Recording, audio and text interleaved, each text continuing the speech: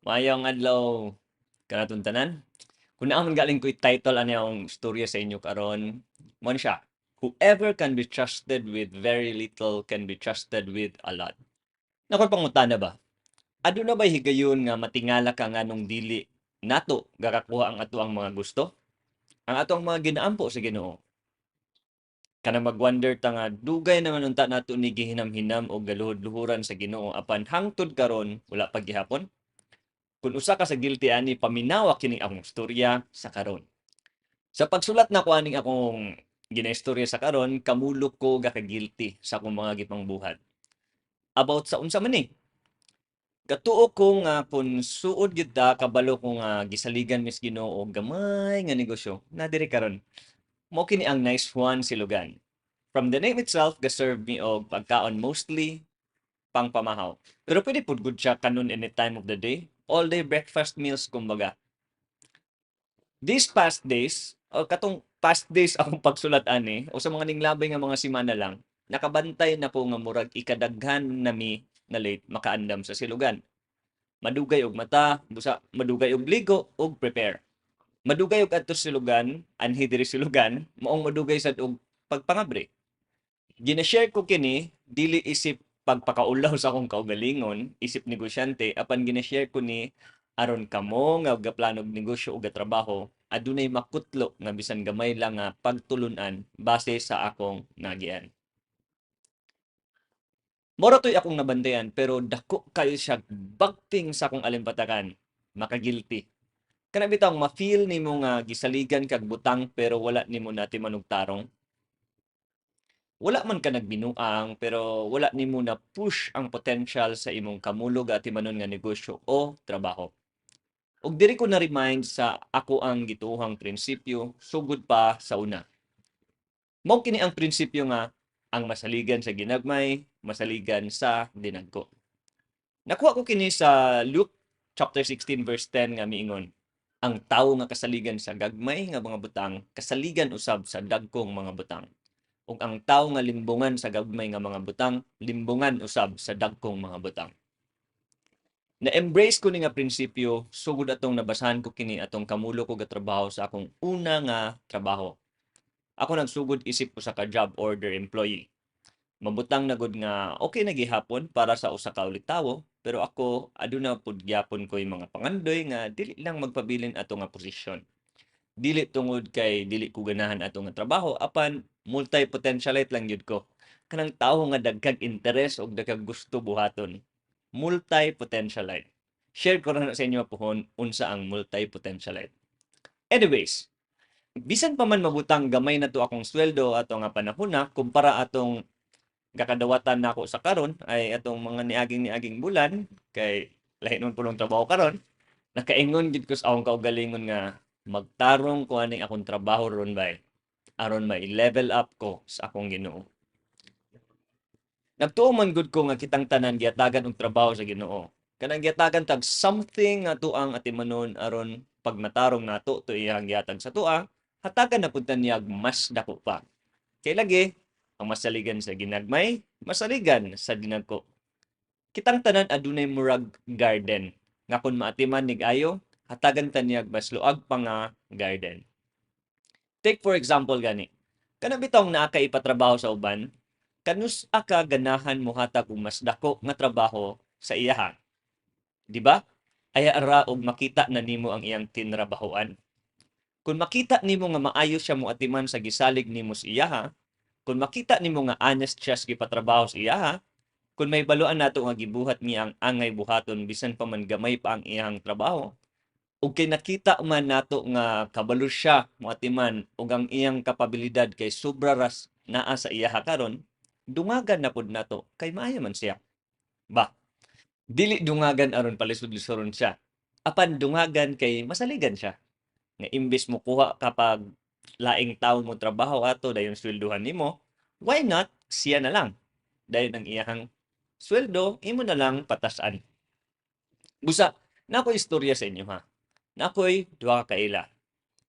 Kining una na akong kaila, aduna siya trabaho pero akong nahibaluan dili niya gakatrabaho ang gi-expect sa iyang amo. Dili ni current news o chismis. Taod-taod na ni. So, moto, imbes malipay ang amo na disappoint naman hinuon. Ug tungod ato, dako ang tsansa na mawad-an siya trabaho. Kay lagi, sa gisalig sa iya ha, wala niya gitarong og trabaho base sa kung unsay gi-expect sa amo niya. Of course, sa employment, amo gyud nay sakto. O kay ni agreement ta manarbaho bisan pa man og gamay ang sweldo, dapat mapahalipay nato ato ang amo. Kung dili gani, basin mawad-an tag trabaho. Kay lagi, masaligan sa ginagmay, masaligan sa dinagko. Diritas ako ang ikaduhang kaila, akong higala. Kini siya nagsugod pod sama sa akong gisugdan. Usa ka job order employee, sulod sa pila ka tuig. Niundang lang dayon siya after pila ka tuig. Pero kay maayo man siya sa iyang trabaho.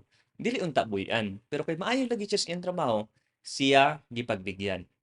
Nagundang siya tungod sa mga good personal reasons.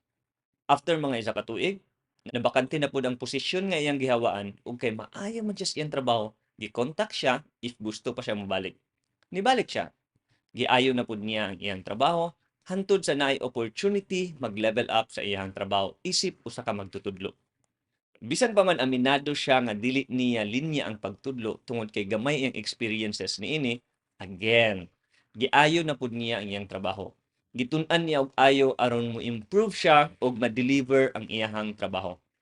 Siya karon usa na ka regular na maestro sa usa ka universidad.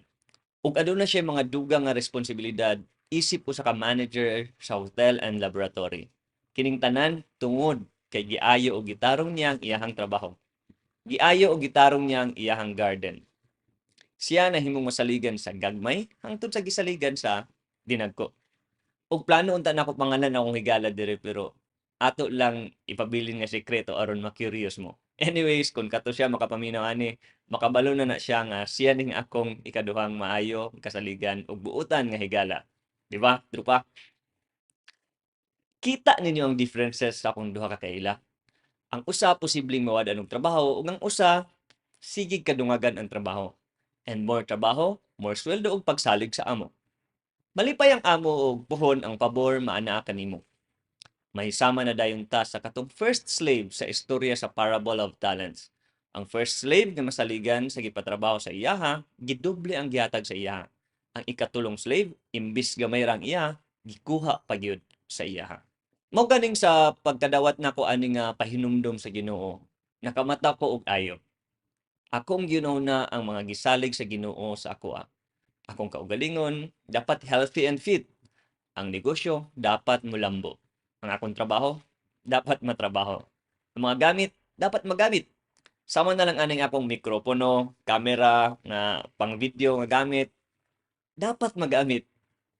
Ang mga incest nga gihatag sa Ginoo dapat ma-share. Kay what if? What if wala kaangay ang Ginoo sa akong mga pag-atiman sa iyang gipatiman sa kuha? Basin kining tanan bawion sa kuha. Ihatag sa uban. Sama na lang atong sa Parable of Talents. Diba? Balik ta. Morning karon, kakapaminawan na ko ninyo. Bahalag walay ganahan, bahalag ulaw, bahalag wa mo'y matun-an. Ginoo na'y mutandog sa inyong kasing-kasing, hunahuna og dalunggan. Kay ingon pas Genesis chapter 1 verse 28, be fruitful and multiply. Dapat mabungahon ko sa tanan naan nako. Dapat mapadaghan nako ang naas akoa. Kay kitang tanan dili angay maghulat lang sa blessing sa Ginoo, kay gi-bless na tanya daan. Naalang sa ato akon atimanon og trabahoon nato ang iyang gipanalangin sa atoa. Ingon ba dito nga, and God blessed them and said to them, be fruitful and multiply, fill the earth and subdue it, and so on. Meaning, gi-bless na tadaan before tagi-instructionan nga, be fruitful and multiply. Busa mga higala, aron mas mapasayon ng ato ang pagkinabuhi ni ining kalibutana, dapat masaligan tas ginagmay nga naas atoa aron mahimuot ang Ginoo og saligan na pud tas mga dinagko nga gusto niyang isalig sa atoa. Ingana ra. Ingana ang pamaagi aron magmalambuon ta.